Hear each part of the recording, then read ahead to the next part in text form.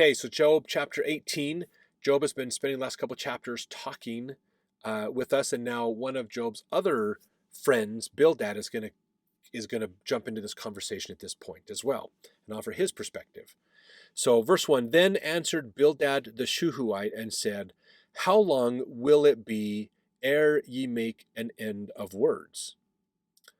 Mark, and afterwards we will speak. So that's he's kind of rebuking Job a little bit, going, dude, when are you going to shut up?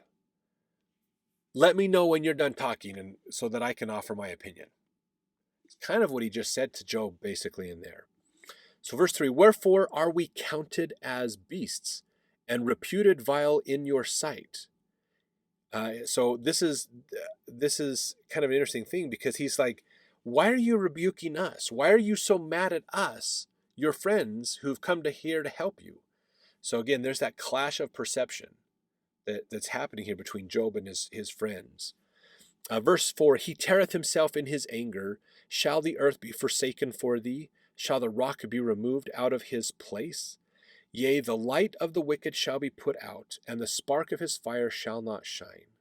The light shall be dark in his tabernacle, and his candle shall be put out with him. The steps of his strength shall be straitened, and his own counsel shall cast him down. For he is cast into a net by his own feet, and he walketh upon a snare. The gin shall take him by the heel, and the robber shall prevail against him. The snare is laid for him in the ground, and the trap for him in the way. So this is what Bildad's getting at here, basically, is understanding that you've got to understand, dude, the wicked stand no chance. The wicked stand no chance. The wicked will always fall. They will always fall into their own trap. They don't understand that at the beginning, but they end up causing their own demise, basically, is what it comes down to. Verse 11, terror shall make him afraid on every side, and shall drive him to his feet. His strength shall be hunger bitten, his destruction shall be ready at his side. It shall devour the strength of his skin, even the firstborn of death shall devour his strength. His confidence shall be rooted out of his tabernacle, and it shall bring him to the king of terrors. It shall dwell in his tabernacle, because it is none of his. Brimstone shall be scattered upon his habitation. So he's mentioning here that like the wicked, basically, if you're familiar with the play Oedipus Rex, the kind of the wicked will destroy themselves. Basically, wickedness tends to corrupt itself and implode on its own self, and that's what he's talking about here, relating to, dude, you're the one that's the wicked one. You're the one that's being punished. Your life's imploding. You've got to be the wicked one. Verse 16, his roots shall be dried up beneath, and above shall his branch be cut off. His remembrance shall perish from the earth, and he shall have no name in the street. He shall be driven from light into darkness and chased out of the world. Basically, you're going to go away. The wicked will flee. The wicked will go away. They will not be remembered anymore. Time will not remember who these people are. They will be destroyed and wiped off, and the memories will be gone of them. Verse 17, his remembrance shall perish from the earth. He shall have no name in the street.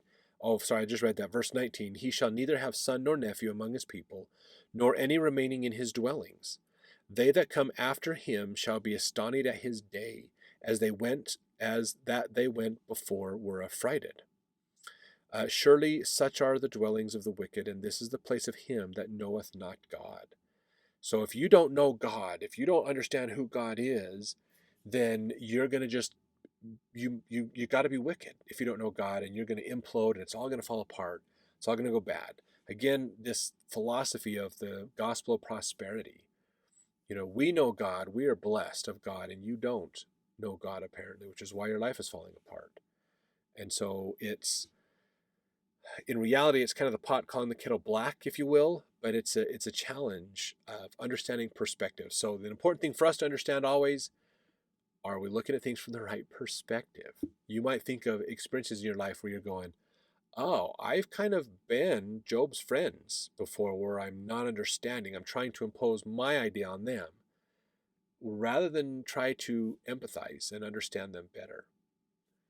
When do we pass judgment versus have mercy on others? There's a great battle back and forth, if you've noticed this, through the book of Job, about mercy and justice. happening in here as well. So kind of an underlying philosophical concept if you really think about this story and what they're talking about.